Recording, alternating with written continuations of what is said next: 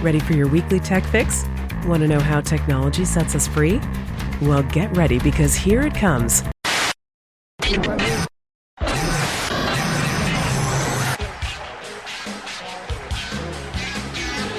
Tired of boring specials about history, science, and technology?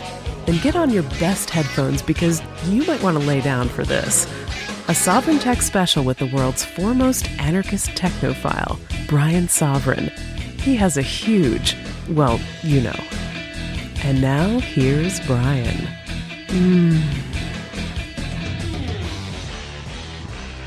That's right, this is Brian Sovryn, and you are listening to Sovryn Tech, the golden stallion of the tech world here for another great episode. And today is another wonderful special episode because I have a great guest. I'm joined today on Sovryn Tech by Rich Dana, also known as Ricardo Obsolete of Obsolete Press. Rich, how you doing? I'm great. Thanks for having me on. Yeah, no, thank you for being on. This is really enjoyable. Now, you do Obsolete Press, which also is known for publishing Obsolete Magazine, which is something that recently I've discovered and very much enjoying. Oh, great. Yeah. And actually, if you want, why don't you give us a little bit about Obsolete Press and Obsolete Magazine? Sure. Well, it all started with Obsolete Magazine. Obsolete Magazine's it's a real magazine. It's actually a tabloid newspaper. It's got a great look. Yeah, it's a newsprint. You know, get your fingers dirty, smudgy. Kind of based on the idea of the old underground newspaper, like the Chicago Seed or the East Village Other, stuff like that. You know, right. I'm 50, so I'm an analog dinosaur, and I hearken back to the days of the underground newspapers, and so it sort of started out as a little bit of a gag, sort of a meta paper, you know, a paper about, you know, a paper called Obsolete is sort of about whether or not printed media was in fact obsolete or whether it had any place in the world of digital, you know, the information age. Sure. Yeah, I think the name, like, really, I'm impressed. I mean, it's kind of a one word name, you know, obsolete, and it says a lot. Yeah. you know what I mean? Like it actually, when I think about it, it's kind of genius because it just, you know, boom, there it is. That one word just says so much. Yeah, and it's the masthead is obsolete. It's you know, sort of like cut out letters, like a ransom note with an exclamation point. So it's all capitals. So it sort of jumps out at you, sort of like the old Punk magazine or something. Right. And so we launched in 2010, just sort of with the intention of seeing how far we could go with it. And kind of ironically, we launched with a Kickstarter campaign. We were in real early in the Kickstarter thing and managed to raise a few $1,000s that kept us going for the early, you know, covered our early printing costs and stuff like that. Right. And, you know, there are a couple of unique things that I really wanted to make a part of our philosophy from the beginning. And one of them was we pay our contributors, you know. And, right on. And that's something that, you know, we pay a pathetically small amount, but we do pay. And still, you know, I think that's actually pretty cool because, like, especially with writing, you know, I can't help but think back to Harlan Ellison, who's kind of a hero of mine, albeit he's not very anarchist or very. Yeah, I love Harlan Ellison. Yeah, Harlan's great, but he has this really kind of infamous speech where he says, you know, the problem with people is that they're doing everything for free now. He's like, you got to pay the writer, otherwise you're not really respecting him to some degree. Yeah. And I thought that was a really insightful thing, you know, for him to say is that the amateurs don't understand that you're supposed to get paid for everything. And of course he said, he's like, look, I don't take a shit without getting paid. you know. Well, and so I think that's good. I mean, even if it's a low amount, I still think that, you know, there's a statement there. Mm-hmm.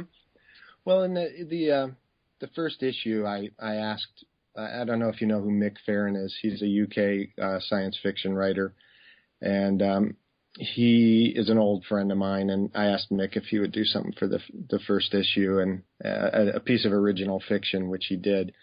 And, but he said, I got to get paid. And then I said, how much do you have to get paid? And he said, it doesn't matter.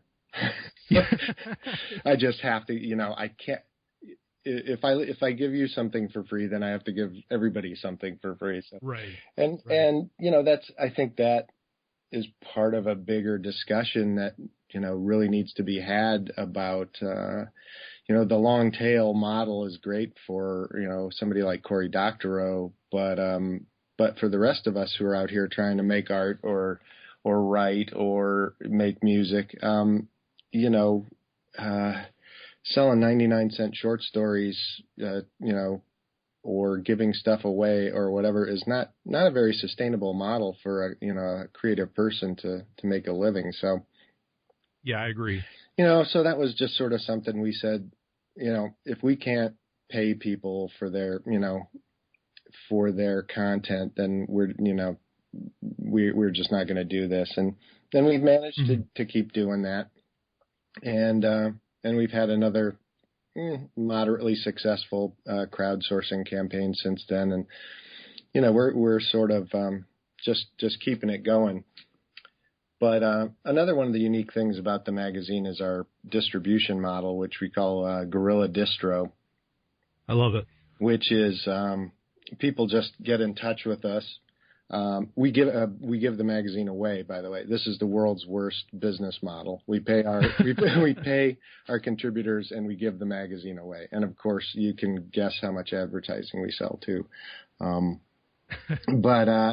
But so we send it out. We send bundles out to volunteers who take it around, and the idea is that they leave free copies in their independently owned, locally owned businesses, whoever will have it, with the idea being that it's a freebie gift to people who support their local independent businesses, whether they be coffee shops, bookstores, record shops, consignment shops, nightclubs, bars, whatever, wherever somebody will let them dump a stack.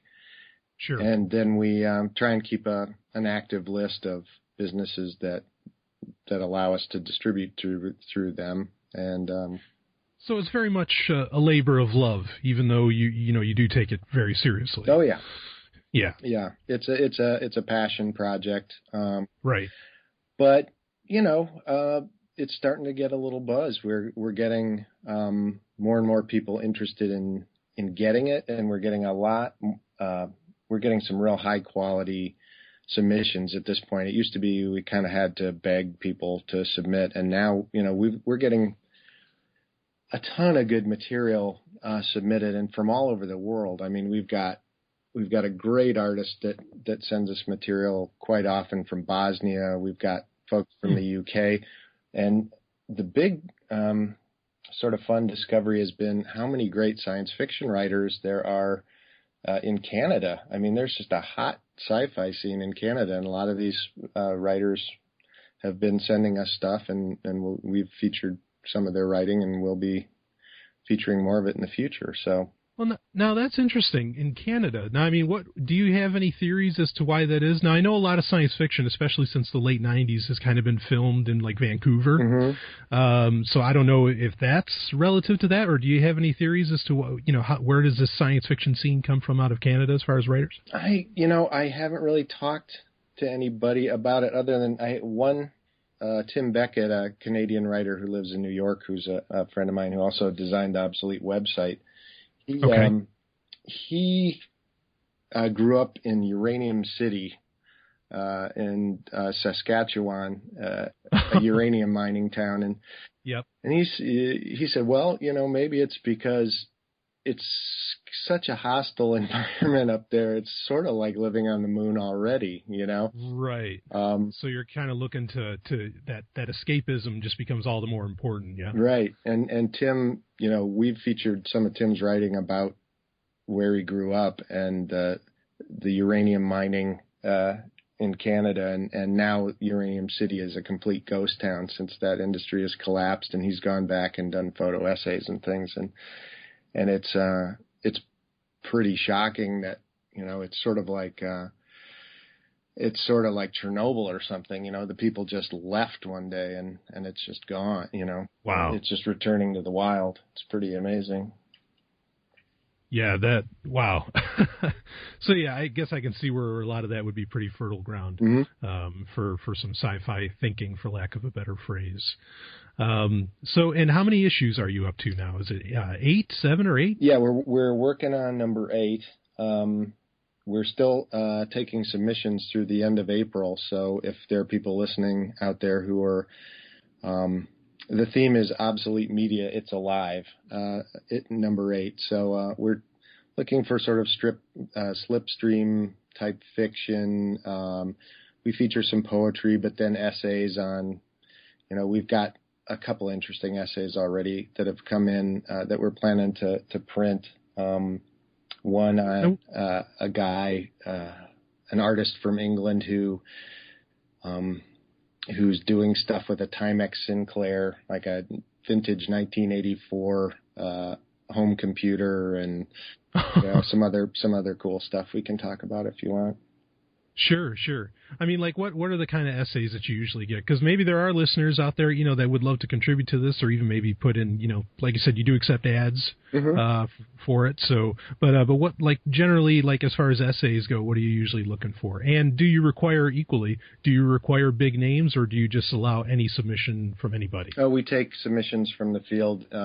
Anybody who has got a good story they want to tell and does it fairly well is welcome to submit.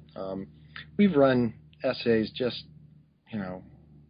across the board. We've done stuff on what I sort of call feral technology, sort of repurposing and weird ways of using out of obsolete or out of fashion technology. Another piece that we're doing this time is an interview with a guy who's sort of one of the world's foremost experts on camouflage. And he's an expert on the dazzle patterns that were developed during World War I for the battleships. They're these weird, they look sort of like Eddie Van Halen guitars, Okay. They were designed to break up to defeat the rangefinders on the U-boat periscopes. Okay, gotcha. Right.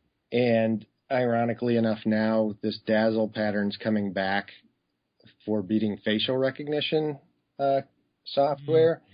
Okay. And people are coming up with these weird dazzle makeup and haircut designs that are real sort of, cyberpunk looking things that are, they find that these same patterns will break up the ability of the facial recognition software. So people are, shaving their eyebrows and painting like weird triangles on their faces and stuff. And it's very wow. So just that little amount of doing that will actually throw the whole thing off. Yeah, asymmetrical haircuts and amazing. So it's kind of like how like how they do weird angles on, like, say, the stealth fighter. Exactly. And then that defeats radar to some degree, makes it look like birds or something. Yep. Okay, wow, now that's interesting. Yeah. Imagine that, 100-year-old trick. Yep, exactly. Beating the latest in technology. See, now I know that's, in many ways, it's kind of a thrust of your magazine, part of the reason for the name Obsolete. And I find that absolutely amazing for a guy. I'm a guy that I generally, I really, really embrace the new. That's not to mean I don't have a respect for the old. I most certainly do. But, this just amazes me, and it may amaze a lot of my listeners. And I mean, is there another example out there like that kind of technology that's really like you said, that kind of, it's an old dog doing a new trick?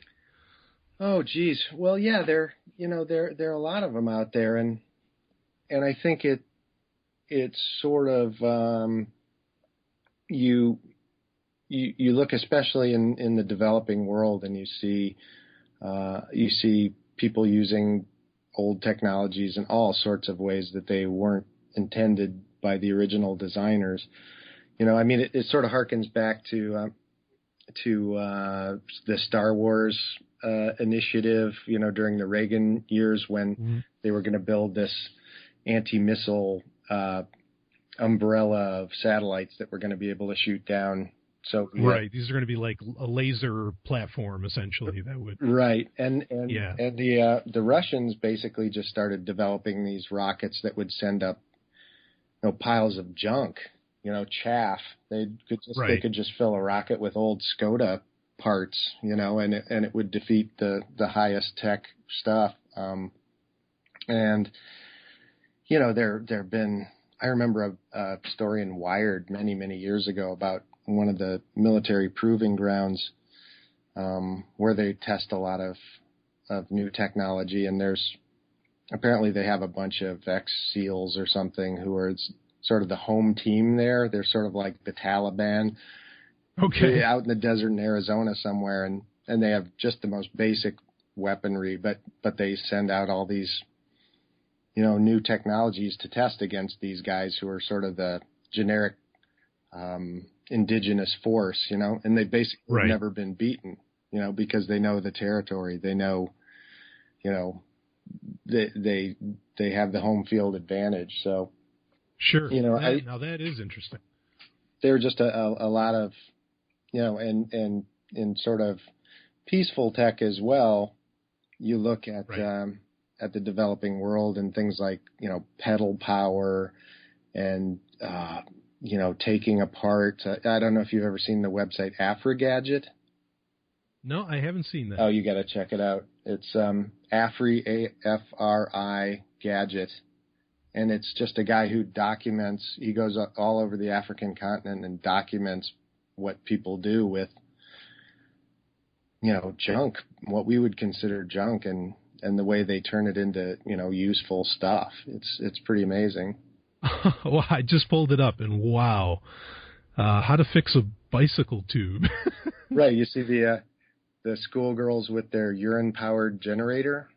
Yeah, that's something I talked about in an episode of Sovryn. I think I did hear you mention. Yeah. I mean, that's insane. I mean, that's such great technology to come up with. Mm-hmm. And just, I try to think, how do you, I mean, sometimes with something like that, all I can think is that a child is kind of, at least in today's world, a child is the only person that could really think that much out of the box. Yeah, really. to come up with something like that.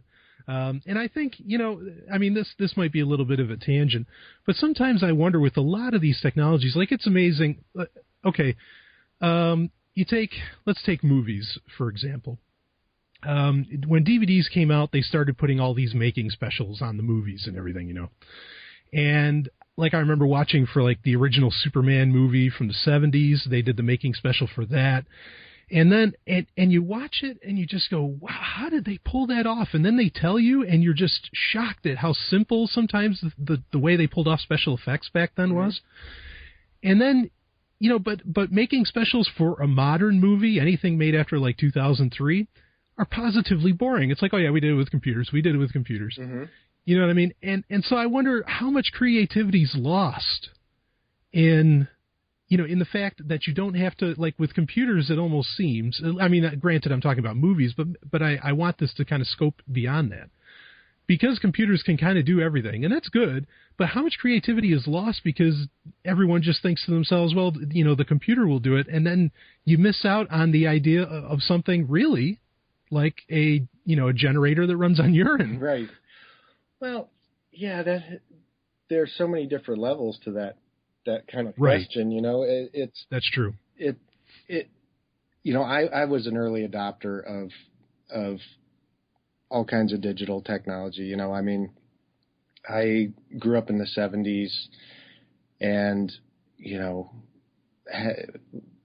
probably wrote my first piece of computer code in 76 or something like that, and tractor feed terminals that were in my junior high school. And I was involved in the the whole earth electronic link and the original bulletin board dial-in, internet pre-web. And, I miss BBSs. Yeah, me too. And, yeah, I love digital technology.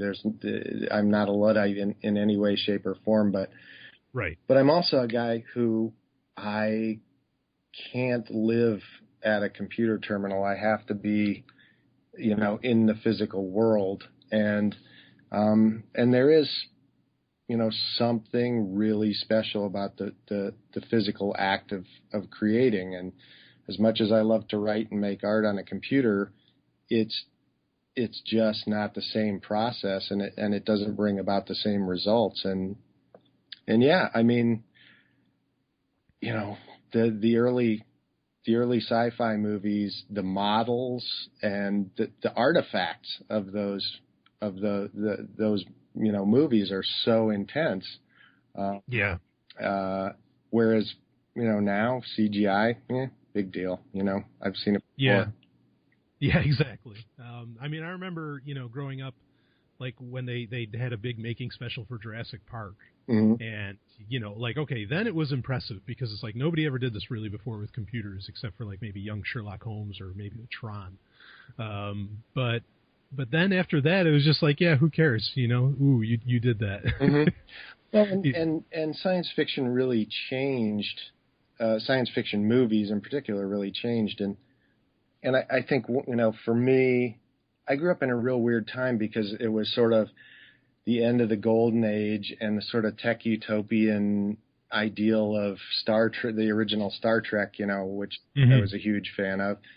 Same here. And then rolling into sort of the dystopian vision of the 70s, the Charlton Heston movies, the Omega Man. So Soylent Green. Yeah, Planet of the Apes. And then Silent. Did you ever see Silent Running? Yes. Amazing movie. But these movies were, very anti-tech, very distrustful of technology. And so I grew up in this sort of schizophrenic, one side of me saying, we have to leave the planet and explore the stars and everything's going to be cool. And then the other side of me saying it's going to bring about the end of the earth, And so, I mean, and now you see movies and it's just action, it's just sort of like first person shooter movies adapted to the big screen. Yeah, you're right. No, that you raise a great point on that, on the idea that there used to be like this real distrust of technology. Now it's like, if, in fact, I've had people, it's something I got to talk about in a future episode of Sovryn Tech, where, they said, look, I don't want to deal with the social media anymore. It's too much. I can't do it. Mm-hmm. And they say to me, what do you think about this? And, there's what I think about it, which I'll go into another time, but what a lot of these newspapers and what everybody's telling you, otherwise is that, look, if a person doesn't have a Facebook account, they're probably a homicidal killer. you know what I mean? And that's so strange that now we're kind of at a point where, look, if you're not using technology, there's something wrong with you. Mm-hmm. And I wouldn't, as a lover of technology, I wouldn't make that claim in a heartbeat. I mean, that's no way would I say such a thing. Yeah. Because, I mean, and from so many standpoints, I do, I'm not big on like self-sufficiency or anything. I think it's great that people are, I mean, that's fine. But I don't know. Sometimes I do wonder, maybe you can speak a little more on this. Like the idea that like a Polaroid camera, I feel like this was growing up, they were still a big deal.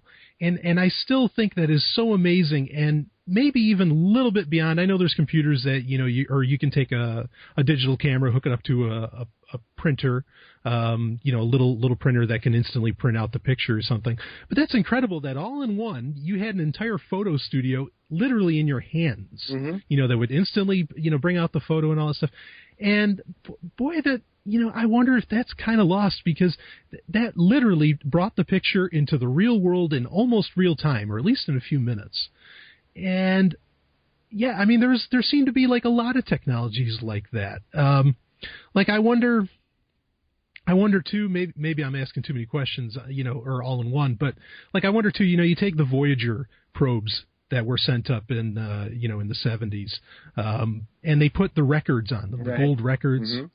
Mm-hmm. So, and with the basic, visual instructions on how to use those. And I wonder, would they send an MP3 player up there now? You know what I mean? As to where some of these technologies are just so basic that you could count on almost any. It's almost a shame to not have them anymore, because you could count on anyone being able to use them. And so there's like the convenience, that may be missing. I mean, what do you think on that? Well, for one thing, I mean, one big issue is the issue of energy, and, Mm-hmm. You listen to somebody like, or read somebody like James Howard Kunstler, and these people, the sort of peak oil people and all right. that, and they're saying, all this groovy, simple digital technology that we have and we all continue to consume and need more and more and more of only can exist in this cheap energy environment. And they don't feel that cheap energy environment is going to continue on for very long. And so they get this sort of fatalistic vision about it. And those people can also tend to get sort of nostalgic about, analog media, and, that's a whole nother thing. That's something we try, I try not to do too much with Obsolete is to sort of wallow in nostalgia. We're try and bring this stuff to the present. But when you mention something like a vinyl record, it's the same sort of thing as with the magazine or with a paper book. It's a very different experience. It's a very different way to experience the media. It's a there's a physical aspect to reading a book or a magazine. There's a physical aspect to listening to an LP. You technically don't need power to listen to an album. Correct. I mean, the sound is physically etched into that vinyl, so it exists in a very different space from digital media, and you experience it really differently. To listen to an album, listen to half of it, get up, decide whether you want to flip it over and listen to the other half. Right. It's a very deliberate act, and these things that we do in the physical world, like reading a book or reading a magazine, it's a very deliberate act, and there are studies that say your brain processes it in a really different way from even reading the same article on a tablet or a laptop. Yeah, I think there's really something to that. In fact, real quick, there's been a lot of papers recently that have said, writing out things by hand, not typing them, but literally writing them out, mm-hmm. actually like more commits it to memory. It gives, it's 10 times more powerful than doing it in the digital fashion. So sure, I agree. Yeah. Well, I'm working on a book right now. The working title is Serviceable, and it's kind of about, being able to fix your own stuff, and that being your physical stuff and sort of stuff in terms of society and, sort of the bigger ideas about fixing things. And at one point I have a list of sort of exercises, to do. And one of the things I suggest is that people write by hand or draw, on a daily basis, just to strengthen, to keep that muscle from, entropy, from losing those skills, Yeah, I agree. I mean, certainly some real truth. I mean, I write like a 4-year-old. Mm-hmm. I can type, tons of words a second, but I mean, I write like a 4-year-old. No, it's terrible. Most of my friends do. Yeah. Yeah. So there's some truth to that. Yeah. I'm intrigued. Let's see. So yeah, there is something, to like with the books. I like your point about books, that like reading them, they're saying, or various sources have said that reading it translates it different than if you're reading a physical book, makes it very, very different from actually reading it on a tablet. Do you have anything more on that exactly? Or just your own thoughts? Well, I guess from a business perspective, I have a lot of thoughts about books and the technology of books and the technology of ebooks and all that sort of stuff, and we're really struggling with trying to decide how much of a digital presence we want to have. I just read an article recently where they're talking about artisanal publishing, which kind of makes me want to gag, but artisanal is one of those really overused sort of hipster buzzwords. Is that like in reference to artisan? Is that the idea? Well, the idea being that it's an artisan product. It's it's not a mass produced product that, gotcha. People are putting out magazines that are, and they basically described exactly what we do, which are, low print run. They're, designed for a very niche audience, and they don't exist digitally, so, okay. So it's sort of there's sort of a handmade quality to it, which is not really true. I mean, we use InDesign to put our products together. They're digitally produced, and we send them digitally to a printer who digitally prints them. Right. So I don't think that's really fair unless you're a zinester out there handwriting stuff and copying it on a Xerox machine or a Ditto machine or something like that, which I totally love. I mean, that's how I got started. I was a zine maker as far back as I can remember. Sure. But we've really been debating about whether we want to do ebooks. I put the first 5 issues out for free as PDF files that people can download, and they can get them from obsolete-press.com. Awesome. But more recently, I haven't put the latest couple of issues out digitally because I kind of want them to be gone after people read them. I sort of don't want them to exist forever in the digital realm. I want people to read them, to experience them, to have that experience, and then that be, committed to their personal hard drive rather than the sort of collective hard drive. Right. Yeah, I like that phrase. Yeah, that makes sense. And the only thing, like with me, as far as books, I was a diehard as far as like the paper books. I wanted my paper books. The only thing that really, as far as like digitally, that made me want everything to go digital was just the fact that it doesn't take up any space. Oh, for sure. Yeah, but other than that, I gotta agree. I think there is something very, very special to holding it, to holding the book in your hand, and like you said, I like the idea, committing it to your hard drive, and not. And this, this kind of leads me to a question, and I've heard people on other podcasts and elsewhere make this kind of statement, is that like let's take music for example, the fact that you can now download, pretty much any like MP3 or any song or any album or whatever, you don't actually really listen to it anymore. Mm-hmm. You don't give it, and even like, there's a statement to be made about not buying it as well, that you don't, since you didn't spend money on it, you don't, it doesn't have the same effect. And yeah, I wonder about that. Do you have any thoughts on that? Well, that's something that concerns me really heavily is that, I call it the pornification of media, it's sort of instantly devalued, everything exists in the same sort of space. Right. And,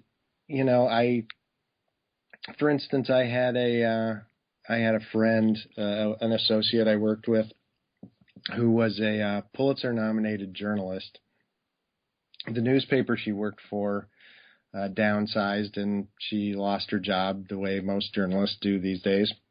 And she went on, retrained, and went into a completely different field at the age of 45. And that, the fact that voice, that highly trained, highly talented voice was silenced by sort of an infinite digital ghetto of voices, it's sad. there's every blog is the same, whether somebody's point is valid or not. It holds the same space. It's sort of the same with music. Everything has the same value, which is when it's digital, it's basically zero. And there's and there's something. I mean, that's not necessarily a bad thing. Mm-hmm. I know you think a lot about the economy and alternative economies and digital currencies and all that kind of stuff. And I don't know if you're familiar with Charles Eisenstein. It doesn't ring a bell. Sacred Economics. No, that's one I don't know. He's come up with some really interesting ideas about things, and basically, he goes through sort of the history of economics and makes the proposal that a sort of gift economy is where we should be at, and that that maybe everything being assigned a dollar value is not necessarily a good thing, but society has to change, obviously, in an extreme radical way for that to work. But I don't know, maybe this sort of alternative idea of value that's coming about from digital media could be a good thing down the road. I'm not saying that it's not. Right. Well, I'll look into that sacred economics more. That sounds pretty interesting. And, it makes me think kind of the idea, like, I'm going to, in the future, I'm going to try and not talk about Bitcoin so much because it seems like that's just what everybody freaking talks about. Yeah, and to some degree, I'm sick of it. Even trying to talk about that. Good. Yeah. But one of the problems I kind of have with it, of course, right now it's on a bit of a rocky road as far as values, is that it's based on, everybody's talking about how new it is and how it's this new tech and what a big deal. But its value is based upon cash. Its value is based upon currencies by governments and things like that. And so, until someone actually, like, until a car is worth 20 Bitcoins and not $20,000, I don't see it as like the game changer that everybody kind of talks about it as. I mean, it is to a degree, certainly, but still you're basing it on hard cash, on what is essentially, by most people, what they're saying, that talk about Bitcoin, an obsolete model. Mm-hmm. Yeah, oh, for sure. And I mean, what you're seeing now is that it's fallen prey to the same thing as any other currency or any other commodity, is that, speculators are in there and they're messing with it and everything else. But another book, Cory Doctorow's Down and Out in the Magic Kingdom. Yes. The whole idea of what do they call WUFI? Yep. It's sort of like your social value, like how much good you do kind of adds points to your WUFI scale. And when you've got lots of WUFI, you can go anywhere and get the best tables at any restaurant. And when your WUFI zeroes out, you don't have a pot to piss in, And I mean, that, something like that is kind of a cool idea. I mean, there are cultures where, your sort of social value is based on your generosity and not on your ability to hoard, money or resources. So, I mean, it's just there's gonna have to be a really different idea of value assigned to things, especially for, creative people, because, we are under serious assault, in the current economic, status quo is just killing artists and writers. It's just just ridiculous. Sure. Yeah. You raise an interesting point about like, well, both with the WUFI system, but also something interesting that I've learned about recently is that when you're going to get a job and you're handing your resume or CV, one of the things they're asking you to put on your CV now is like how many Twitter followers you have. Yeah, right. Okay. Now, I know a guy that I can send $5 to, and he'll give me 400 Twitter followers. I give him $10, he'll give me 4,000. And I mean, it's so funny because it's based upon this idea of like reputation that existed before the digital age, but now with the digital age, you can really falsify it. Right. And so, yeah, I agree. I think there's this point where a new way of thinking kind of has to come into, or you know what I mean? Like there has to be this real paradigm shift where, okay, we have to understand that digital does make things different. And, and we got to figure out how exactly that really applies authentically and truthfully to everybody. Yeah. Well, I don't know what your experience is like. I know you're a Google Plus fan, yes, more than Facebook. I'm sort of just utterly disgusted with social media in general right now. Sure. But I still maintain an Obsolete Facebook page if people want to get updates. But I have a real hard time, sort of determining what the value of that is. I don't see a lot of people turning those I don't see those followers necessarily as being active participants. They certainly aren't in Obsolete.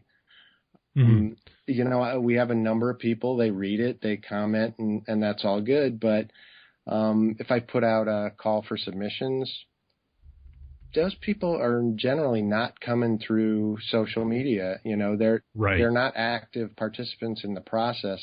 They're not subscribers generally. They're not contributing writers. They're just sort of out there, passive. And there's something very strange about that to me. That format is just not very dynamic in my experience. I don't know about yours. Well, I think you're absolutely right. And in fact, there's an author that would agree with you. There's a guy, B.J. Mendelsohn. He wrote a book recently. It just came out in the past couple months called Social Media is Bullshit. and it makes a great case for how this really isn't what you think it is. It looks impressive to people that have nothing to do with your business. Mm-hmm. And if someone wants, any of my listeners, they can go ahead and listen, buy the book and check it out. It's a really great read to get all of that out. But I don't get a whole lot of interaction. I get more interaction from email, which email is like the closest thing to anything analog that is actually digital, in my opinion. Yeah. That's why it's still so prevalent and popular, I imagine. And I don't get a whole lot out of the Facebook page. I'm not getting like the crazy shares. And I've seen, like when I look at Facebook or Twitter or whichever, or particularly Facebook, I'll say,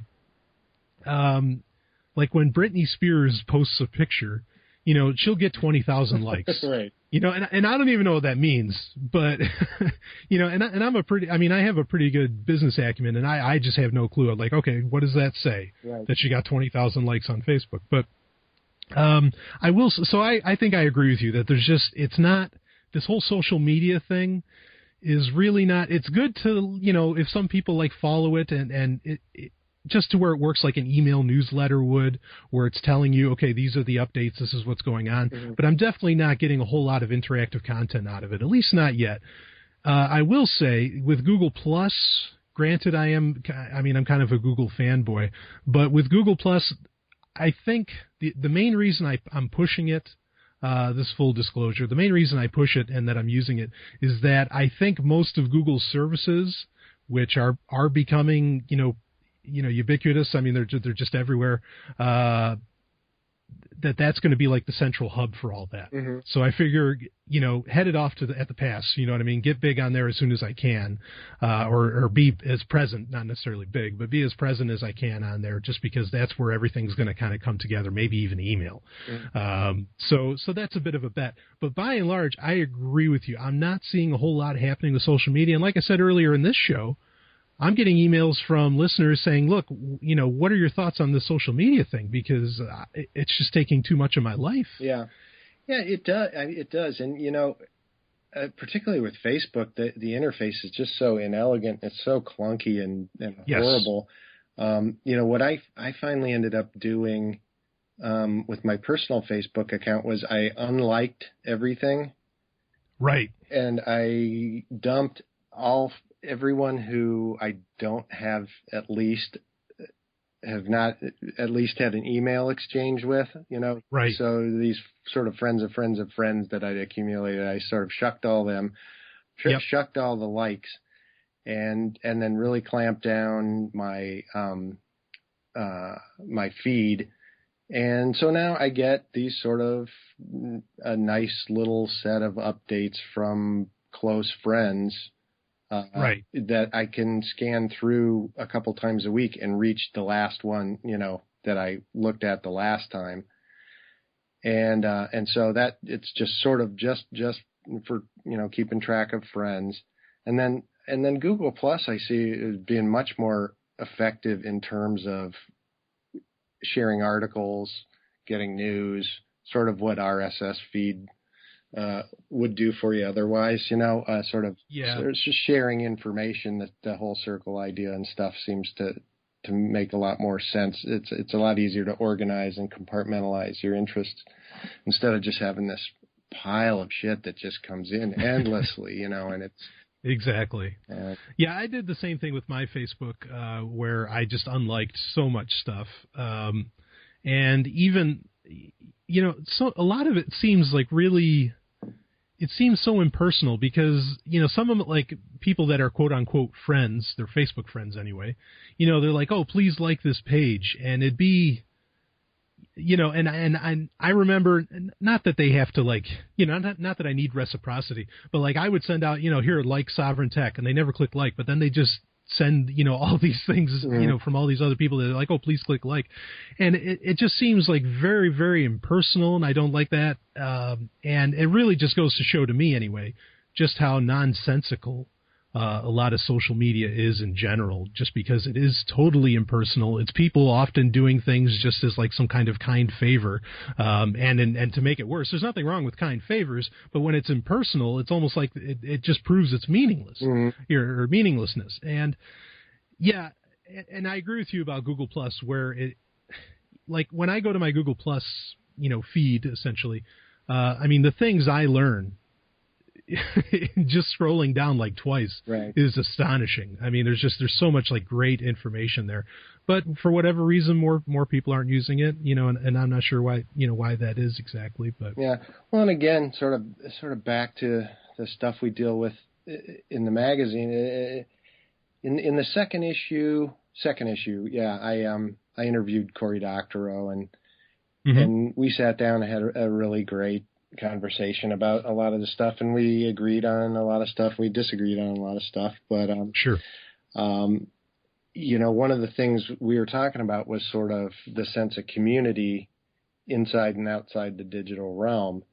And he was saying, like watching a movie, with a couple of people in your living room is a very different experience from watching a movie in a group, and I pointed out, like, when I was a kid, we used to, particularly when I was a young adult on the Lower East Side of Manhattan, and, we'd go to the St. Mark's Cinema to see, Ilsa She-Wolf of the SS double feature or something, and, you go in there with a 6-pack of tall boys and people were smoking joints and, see some Grindhouse. and they're yelling at the screen, and there's this kind of, crazy art house atmosphere that, it's kind of really gone away now, that, every cult movie you ever wanted is available on, streaming on Netflix. Right. And he argued with me about that, saying that, well, but by the same token, I can watch the same movie as my relatives, in my apartment in London, my relatives in Canada, we can all watch the same movie at the same time and be, texting back and forth or whatever. And I just got to call bullshit on that, It is just not the same experience as sitting in a crummy church basement somewhere watching a scratchy print of The Man Who Fell to Earth with David Bowie, while you're, while you're getting high with your friends or whatever. I mean, there's an aspect of building your tribe, that comes through that personal experience, and you sort of build a dedication to people and establish a level of trust with people that just, you're not going to get that on Facebook. There's just no way. No, you're right. I want to bring up two examples. One, three actually. One is I miss my midnight showings of the Rocky Horror Picture Show. Yeah, no. The second point is that, I mean, this is certainly, maybe it's both you and I being kind of selfish, but when I go selfish, no. Yeah, right. Be selfish. I am the king of selfish. Anyway, no. You take an example like people. Okay, now you can download movies. In fact, often you can download movies sometimes even before it comes out in theaters. But that's not as important as the fact that you can download movies like while they're in theaters and all that stuff. And there's people who are just so passionate. I got to see this movie. I got to see this movie. I got to see it now. And you miss, I'm a huge Star Wars fan. I'm a huge science fiction fan in general, but there's not like those big lineups really happening all across the country anymore. Like usually now, if someone, lives out in the country, they'll just download the movie and they won't come out from the country. They won't come, to the nearest city or whichever and join up with everybody, to go enjoy, whatever kind of film. Mm-hmm. And I miss that greatly. And as to my third point, it's interesting. Now, I was raised Jewish, and I learned very young there was a huge argument almost 100 years ago over there's a verse in the Torah that says that you can't start a fire on the Sabbath. Right. And there was a huge argument amongst rabbis in the early 20th century. Okay, wait a minute, but when you start a car, the spark plug is a fire. Mm-hmm. And so guess what? You can't start a car on the Sabbath. So and it's interesting, but I think maybe the rabbis were just smart enough that they said, look, if we allow other Jews to start a car, the community is going to be gone. Right. Because they can be anywhere. They could be 100 miles away and still, show up for synagogue on Shabbat. And I'm intrigued by that. I've always wondered about that. It's like, did they really just try to ban this just so they can, because that's such an insane thing to ban. Yeah. The idea of a spark plug being a fire. I understand it literally is, I guess. But that's so insane, but yet so kind of intelligent on their part. Oh, yeah. In their way to say, no, we have to keep the community together. And I see the digital world kind of as the same way, is that it's keeping people apart, maybe. Yeah. Well, two things about that. First off, a funny story. I used to have a shop in Lower Manhattan on White Street, my wood shop. Oh, right on. And it was right next to a synagogue. And I was the Shabbat goy. On Saturday, someone would come over and get me to turn the lights on and then turn the lights off at the end of the day because they couldn't. Right, because I was the only one who could make the fire. Yeah. So that was my Saturday. That was my Saturday duty, was to go turn on the lights in the synagogue. But that about the community thing. Thank God for cons. That's all I can say about that in terms of science fiction. I mean, these are sort of the last people. For one thing, science fiction readers are some of the last real readers, as far as I'm concerned, other than maybe romance genre. People who still read long form fiction in any large numbers, and so thank God for them. But also just to go to a small city con, is just an amazing experience. I agree completely. I mean, these people come out, they let their freak flag fly, they're safe, they can do whatever they want among, like-minded, equally weird people. And it's just great. It just kind of warms my heart to see, these people. Plus, also another great thing about sci-fi is that the audience is so. It's always been an interactive format. Fan fiction has always been big. The whole idea of the fanzine came about from science fiction, and I used to love those. They're really gone by the wayside, sadly. Yeah, and people, writing in the universe, they're invited to write their own stories in the universe, and so but then to come out and get fit in the same physical space and play games together and geek out together. There's just not enough of that going on in the rest of the world anymore. I agree, and I think deep down everybody kind of knows this to some degree because I absolutely, when I was from the age 17, I'm 32 or 31 now. I'll be 32 in a couple of weeks, but from the age of 17 till like about age 22, I'll say, I went to like almost every convention I could find.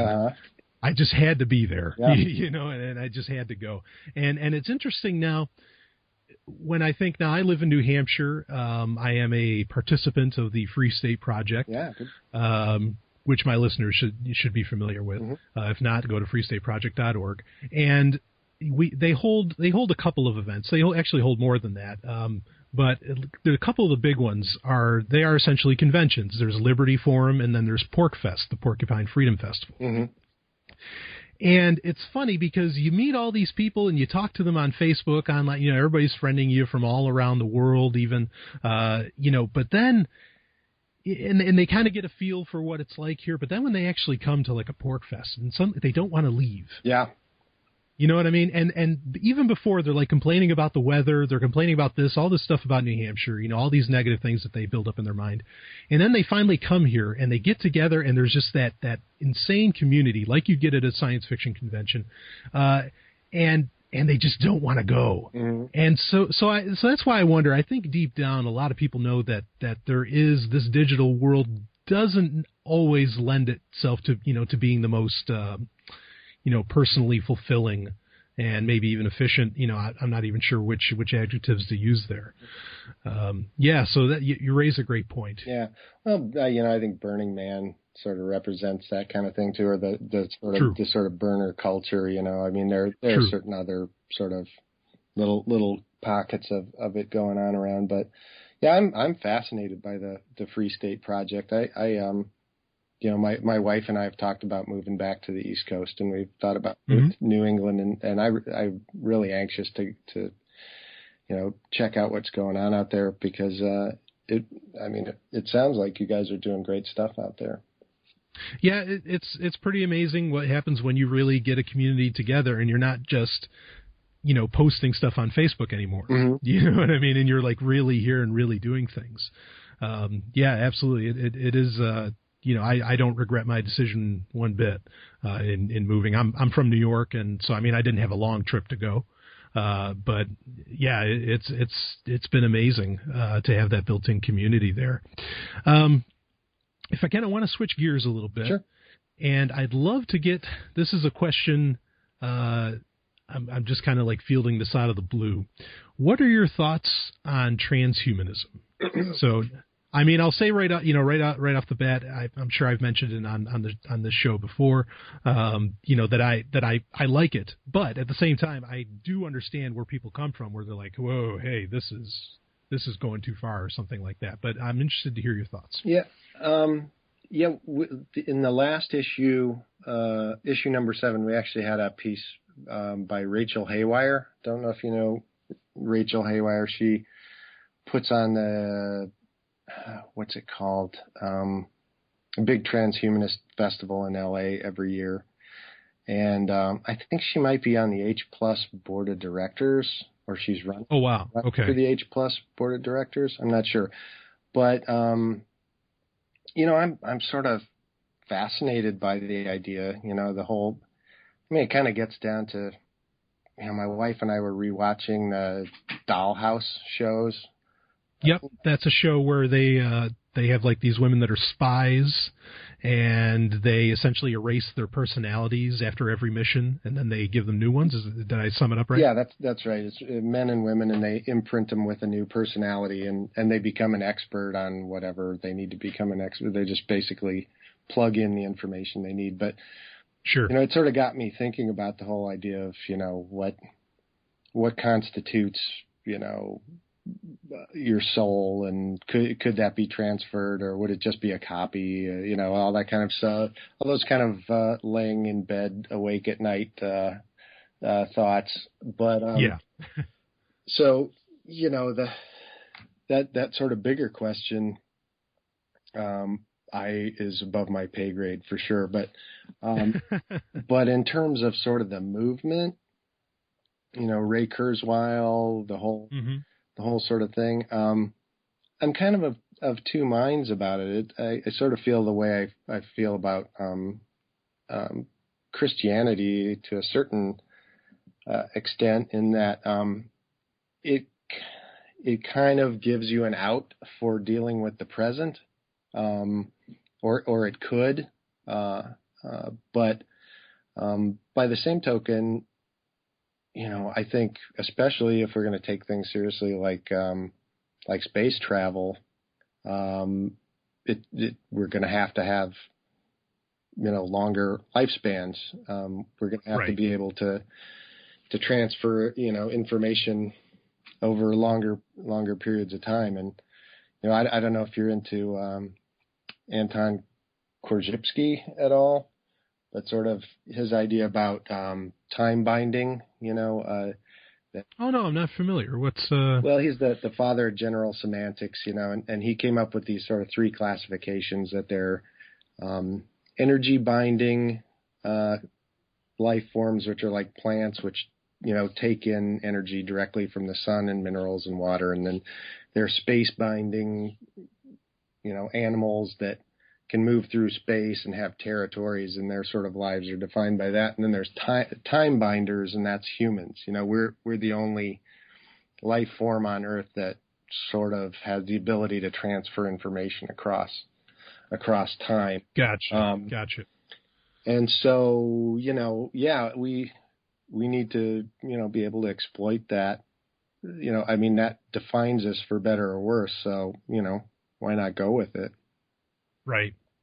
So, yeah, you're probably feeling, do you have like the same, like, do you have the concerns? Like, one of the main concerns I understand with people is that, say your brain is essentially like hooked up to a computer or something like that, that your memories could get erased or things like that. Do you have any thoughts on that, or that, essentially it could be kind of this is a crazy question, but, like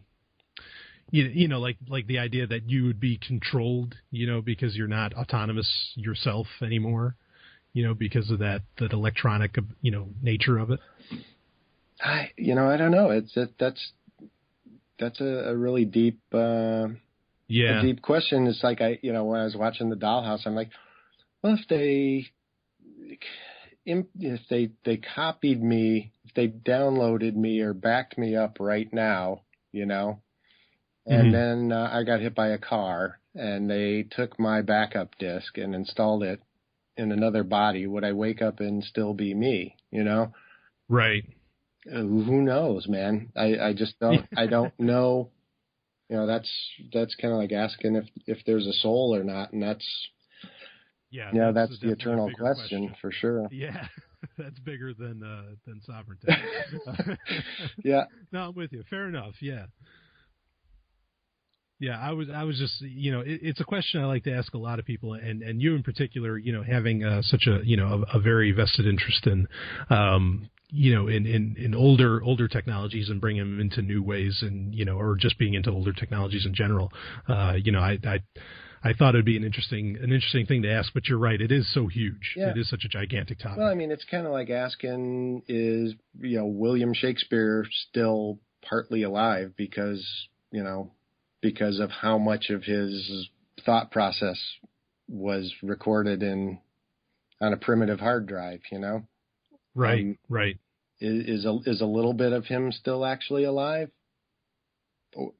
I would argue yes. Sure, his words live on forever. Is that what you mean? Yeah, Something like that. But I mean, is there more to it than that? I mean, is there some part of his actual soul still in those words? I don't know. It's William Burroughs said that language is a virus. So. Yeah, right. Yeah, what is seen cannot be unseen. Right. Yeah, that's that's pretty. Actually, that's a good answer. That's a good, clever thought on that. I like that. Fantastic. So, let's see. What other things that I want to just maybe catch you on? So we covered. Oh yeah, this is the one thing I wanted to get into was that I wonder. With you have Obsolete magazine, you have this big push, for it to be more print. You're not wanting to make the other, the since issue 5, right? You haven't been wanting to make them available online. Well, I haven't, for whether it's intentional or out of sheer laziness. Yeah. Sure. Either one's fine. I wonder, this is kind of a thought I've had recently in that, there was kind of a debate online in that with various articles, like between the New York Times and some other papers, that somehow reading, taking in information from the internet through blog posts or, whatever form it happens to be, was actually kind of making us dumber. And then because it was all like quick shots, it was all quippy, you know what I mean? It was, it wasn't like totally well thought out, like perhaps a newspaper article would be. And then there's people who said, no, it's actually making us smarter because we're taking in more information faster. I mean, there was a million reasons that they kept going back and forth about it. And one could certainly make the case that, like, say, the New York Times saying it makes us dumber would definitely have skin in the game because, their paper editions just aren't selling anymore. You know what I mean? Mm-hmm. So, I could see where they would want to come up with an argument to say that, hey, okay, look, this digital thing just isn't, it's not as good for you as, the paper is. But at the same time, I do notice maybe this is a problem when I was a kid too, that nobody would read, but it does seem that really, like, nobody seems to read anymore. Mm-hmm. Except for, like you said, the science fiction fans, and also the romance novels are a huge deal now, bigger than they ever were. Right. And that's because of the tablet, not because exactly because men can read it now without any shame. You think men are getting into the romance thing now? That's an interesting thought. I hadn't thought about that. Yeah, there was I think I might have briefly mentioned it in a previous show, very briefly, but it is something that they said was going on is, like, the sales for romance novels were up 70%, and that's because what they theorized is, or not just theorized, because Amazon could say if it was a guy or a woman generally buying these things, was that men were actually reading romance novels now because no one could see the cover of the book. That's great, yeah. And so now they'd be on the bus or they'd be on the plane and they'd be, now they can read whatever they want. Right, well, that's what 50 Shades of Grey is all about, right? Is that people are reading it on the subway and everything because they can't see the cover. Exactly. Yeah, right on. So, now that makes an interesting argument for, the digital transmission of information. But I do think, like, it seems everything is just mere conjecture now as to where before ebooks were a big deal, and I guess this more relates to ebooks, or not ebooks, I'm saying before blogs and all this stuff were available, or even ebooks, because a lot of ebooks come out now that are very, very short. Not that that's inherently bad, but you're getting there seems to be, like, no one's making a complete case anymore. Like in nonfiction, you get a book that came out 20 years ago. I'm trying to think of like actually a good example, but I can only think of like a conspiracy book. Like so I'll say something like The 12th Planet by Zachariah Sitchin. Here's a book. It's a good 300, 400 pages, and it lays out a complete story, and there's like a complete thought, and there's speculation in it, of course, and one could argue that the whole thing's speculation, but it makes this complete case that just seems far more intelligent. There seems to be far more information, and so I wonder if in the fact that everything is just 3 paragraphs long now. And this is happening, because a lot of your writers, when you go to, a school for journalism now, they're telling you, look, you've got to make your whole point on the first page of the web page. Otherwise, no one's going to read the rest of it. Right. Yeah, my web designer and my art director, when I wrote the about page for the Obsolete Press site, they were like, "You gotta be fucking kidding me, man! This is like, this is like 2,000 words." Right. I said, "Well, nobody reads the about page anyway. Just leave it alone." I mean, I had fun writing it. It really talks about what Obsolete Press is about, and just leave it alone. I mean, they were like, "No, man, 2 paragraphs. And I got a piece of fan mail from a well-respected science fiction writer from Canada, and she wrote, said, she just loved that I was quoting Marshall McLuhan and the 60s media theorists, and I just sent that letter on to those guys. I was like, see. Yeah, someone gets somebody it. does read this shit, but yeah, and it, again, sort of in the echo chamber bouncing around here. I'm not sure if this isn't maybe something I heard you say at some point was sure. about these aggregator sites that they are they're restructuring content and putting it on their site, and then more and more people are not following the links back to the original longer article. They're just reading the sort of Reader's Digest condensed blurb on a site that's quoting a site that's quoting a site, and it turns into this sort of giant circle jerk of non-information. And exactly, I noticed that really annoyed the shit out of me during the election, particularly among my so-called progressive or liberal friends, was that these people would share these bits of fake news that came from these sites that were sort of like The Onion, but they weren't really like they. I wish I could remember the name of some of them, but they would put out these like Mitt Romney, says he hates Mexicans or something. I don't know, whatever it is. Right. And it was, if you followed the link, you'd read the story, and somewhere about halfway through, you'd realize that it was parody. But the bit that's fed to the Facebook feed, I don't know the technical term of what that little chunk that gets drawn out is, but it reads like a real news article, and these people would be outraged, and they'd all be sharing it and saying, "See, Mitt Romney hates Mexican people," and I would just, I'd post something and say, "Did any of you follow the link back to the story? Because this is a parody." Right. But it's spreading like instant disinformation, and it's reinforcing whatever, while they're bashing on Fox News for it being, an echo chamber of right-wing, disinformation, they're, in the next post, they're sharing some piece of total crap, that's designed by somebody. I don't think, they're really comedy writers like at The Onion. I think they're probably, Democrat Party operatives who, I don't mean to sound conspiratorial, but I think this is probably the intent of this, is to spread, to get these little things to go viral just long enough to reinforce some sort of, partisan hatred. Sure. Yeah. So nobody, it seems like in the internet age, I mean, maybe it was true before too, but it seems like in the internet age, like nobody does the research anymore, yeah. And there's just so much info out there. I mean, I wonder if this is going to create some kind of societal schizophrenia at some point, because I mean, what is real? Yeah. Sometimes you got to wonder. It's like, what exactly, is legit and straightforward. And that raises a really great point.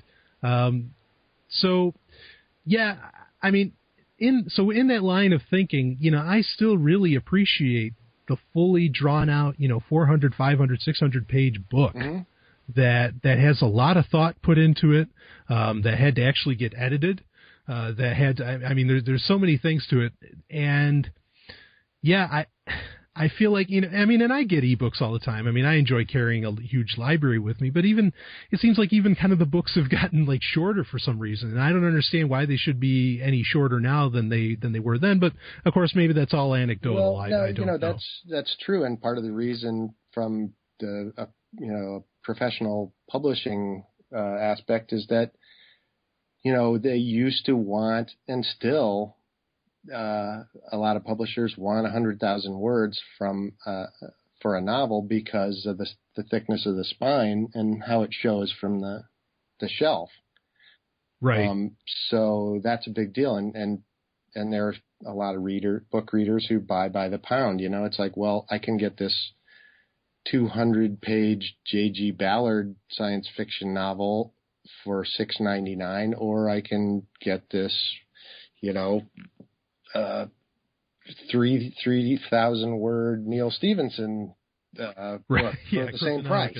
So I'm going to go for more, And I love both those guys, but the writing, I love both those writers, but Neil Stevenson's a great guy, and he's a fellow Iowa native, but man, I wish you would, cut some of his books down by about a third, Yeah, trim it down a little bit. I know what you mean. So it works both ways, Yeah, no, you're right. That's true. Anyway, so, but you're bringing a lot of this. Do these subjects of this nature ever come up, like in Obsolete magazine, like with the essays? But I suppose overall this kind of stuff gets discussed because you're talking about, things that have come and gone or haven't gone at all. Well, sure. Yeah. Each issue has sort of a slightly different theme, where we explore some different kind of ideas. But I think that's sort of the overarching idea of the whole thing is sort of, where are we in the media environment now? What works and what doesn't, right. And, talking about the blogs and how they, condense everything. It used to be with newspapers. Well, it still is with paper newspapers that, you get part of the story on the front cover and then you flip to the back page. And back then, a lot of people wouldn't read past, they wouldn't flip to the back section for the rest of the story. They just read the taglines. Yeah. But, that's one of the reasons in Obsolete I don't do that. We always run the stories continuously straight through. So we don't want any excuse for somebody to lose attention, halfway through and not finish. So we always run the stories continuously from beginning to end, trying to sort of keep people's present shock from getting too bad. Yeah. No, I like that. I like the idea. That's kind of what I was talking about, is like getting this complete, getting the information in a very complete form, and that's what you're delivering. And I think that's great. Yeah.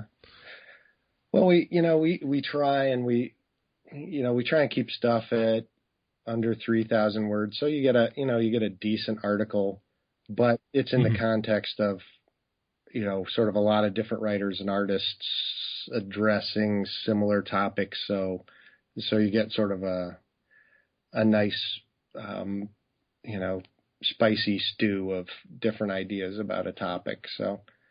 Sure. But that's great. That's way better than going to like one, say, website, that just may be totally bent in one direction. And then, what do you do? If you've got like a stew, all different thoughts, that's awesome. Yeah, that's great. Well, I think, this has been a great time. Yeah. I think we could probably wrap it up on that. And if you want to go ahead, if you got anything else you want to plug, but if you want to give the URL again, for Obsolete, that'd be great. Yep. It's obsolete-press.com. You can get samples of back issues. You can actually download complete back issues 1 through 5 there. You can order issues there. There's free content. There's paid content. We've got, I didn't even mention there's a Best of Obsolete book. The first. I caught that. That looked interesting. That came out. The new issue is coming out in May, but there's still time for aspiring writers and artists to submit. There's information on how to submit there on the homepage. Awesome. And I'm just really thrilled to have had a chance to talk to you today and talk about Obsolete and talk about some of these. It was just a total geek out. I had a great time. Oh yeah, and I'm all about having total geek outs. It's been fun. I really appreciate it. Yeah, had a great time.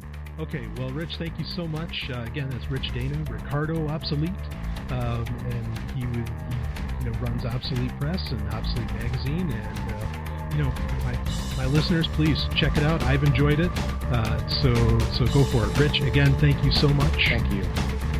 Yep, and this has been Brian Sovryn, and you've been listening to Sovryn Tech. See you later. This has been Sovryn Tech. Visit us at sovryntech.com. That's SOVRYN tech.com. There you can connect with us, see more of what you've heard on today's show, and catch our podcast feed.